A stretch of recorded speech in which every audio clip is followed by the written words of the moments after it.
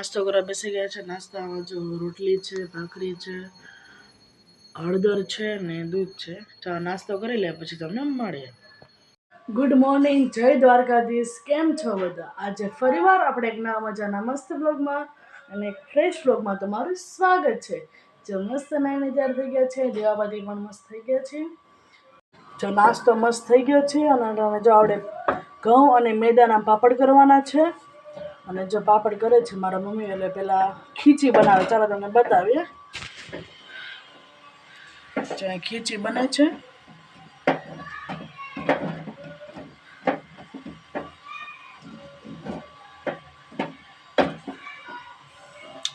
ખીચી કેવી રીતના બનાવી તો મને પણ નથી ખબર। હવે આ બીજી વાર અમે પાપડ કરશું ત્યાં તમને પૂરો વિડીયો તમને બતાવશું ખીચી અમે કેવી રીતના બનાવી તે।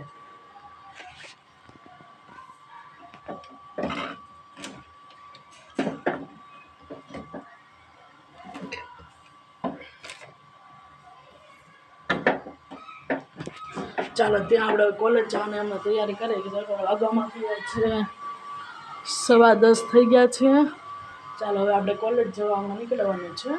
એટલે આપણે ચાલો આપણે નાસ્તો ડબ્બો ભરી લઈએ, પાણીની બોટલ ભરી લઈએ, પછી આપણે થોડીક વાર પછી આપણે કોલેજ જવા નીકળીએ। જો તુલસીમાં ઊંચા થઈ ગયા છે, તમે જોઈ શકો છો।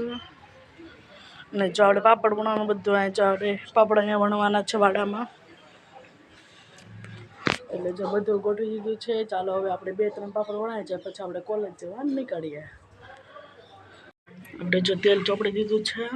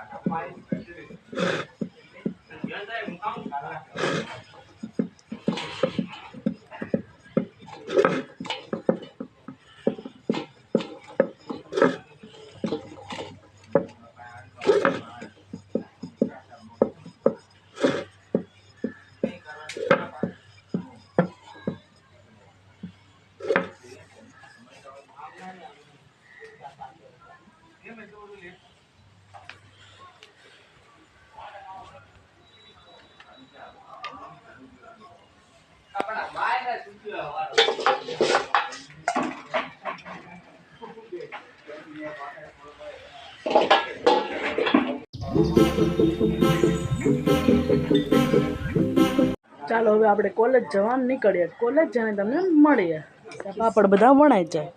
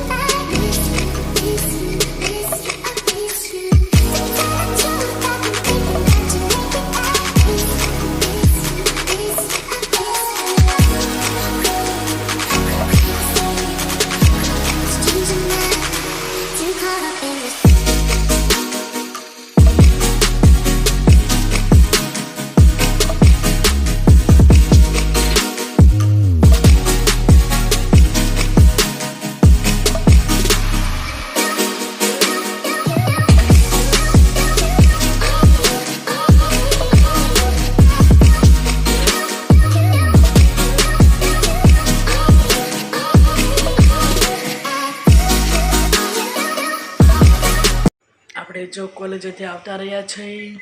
અટાણે જો અગાઉ થયા છે 7:30 જેવું થયું છે।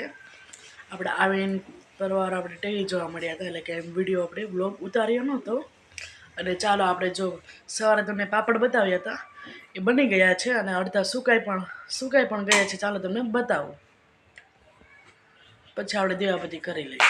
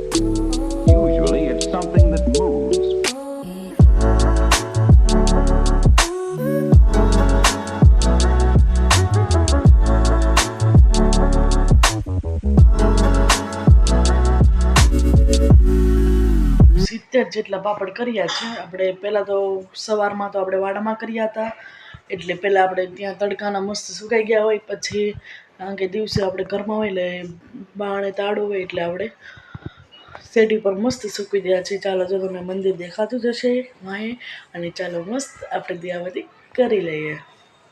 અને શિયાળો હોય એટલે કંઈ પરસેવો તો વળવાનો નથી. કેટલાને શિયાળો ગમે કે ઉનાળો ગમે કે ચોમાસું, મને તો શિયાળો બહુ જ ગમે. અને જો આપણે હળદર કરી તમને તો સવારે બતાવી હતી, નાના રાયતા મરચાં કરે. ચાલો તમને એ પહેલાં બતાવી દો, પછી આપણે મસ્ત દિયાબત્તી કરી લઈએ.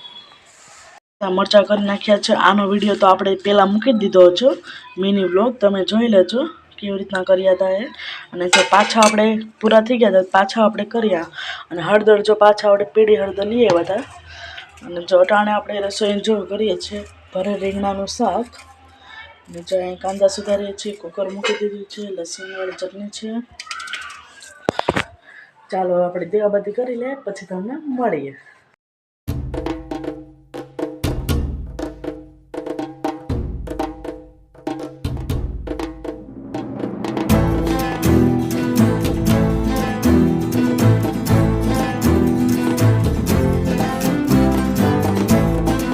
આખા રીંગણાનું શાક હવે બને છે.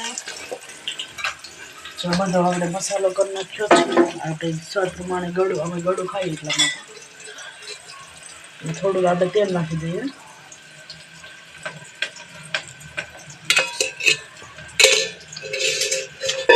દેશના રીંગણા છે, દેશના રીંગણા.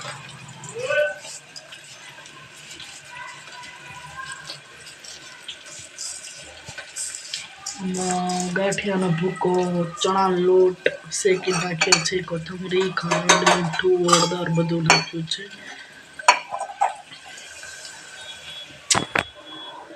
કારણ કે જો અમારા આખા રીંગણાનું શાક તો બનતું જ હોય, ઘણીવાર વિડીયોમાં આવ્યું હશે. કારણ કે બધાને બહુ ભાવે. ને આજે દેશના રીંગણા છે, મારા માસીને એને મોકલ્યા હતા રીંગણા, કારેલા અને દૂધી મોકલાવી હતી.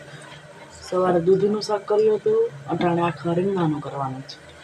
દેશના રીંગણાનું શાક બહુ મસ્ત મીઠું થાય એટલા માટે. મસ્ત આપણો મસાલો બની ગયો છે. મિક્સ કરીને આપણે રીંગણા ભરી લઈશું. જે દેશી રીંગણા છે તમે જોઈ શકો છો, પૂણા એકદમ. ચાલો રીંગણા ભરી લઈએ. ભરેલ રીંગણાનું શાક જેને ખાવું હોય તે આવી જાઓ. અને કેટલાને ભરેલ રીંગણાનું શાક ભાવે છે તે કોમેન્ટમાં કહેજો. અમને આખા ઘરને એટલું ભાવે. તો ભરે રીંગણાનું કરી, ભરે બટેકાનું કરી, ભરે ટમેટાનું કરી. પણ આજે તો નકરા દેશના રીંગણાને છે ને એ ખાલી ભરે રીંગણાનું જ કરવાનું છે, બીજા એક નથી કરવાનું. ત્યારે રીંગણું પણ આમ થાય છે ભરીને.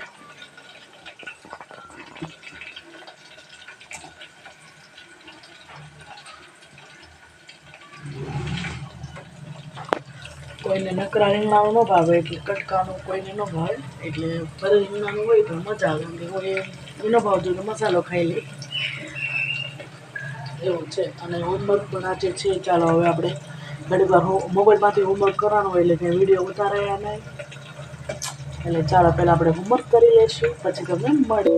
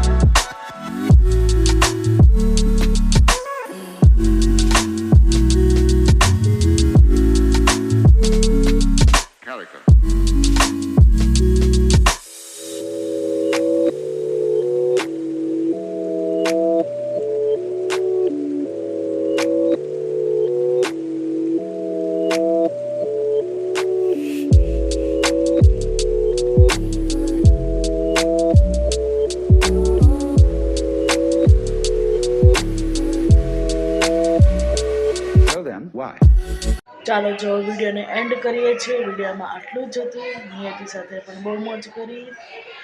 ચાલો વિડીયોને એન્ડ કરીએ.